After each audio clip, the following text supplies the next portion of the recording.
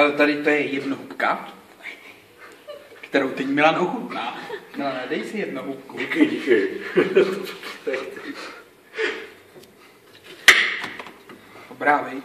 Zahodím, usměju se na kameru, nakrojím. No, to je úplně samo.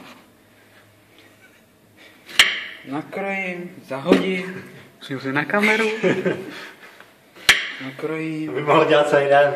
Přesně tak.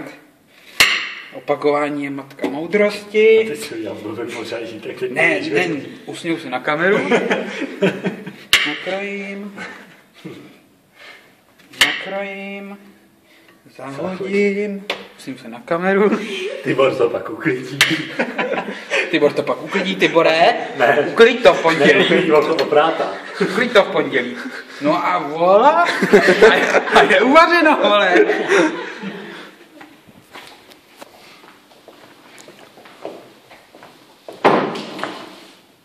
Musíš hodit do toho, vole.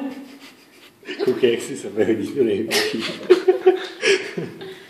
Ne, všem stejně, cirka, vole. A musíš to nechat vylouhovat. Že jo? By to mělo záhadu chuť. Já nemám ten typ kurzu kulinářského. To by ti tam neporadila barmanka. Já nejsem barmanka. Dobře. No. No a zbytek jeho máme pročáhnout, no, z domu.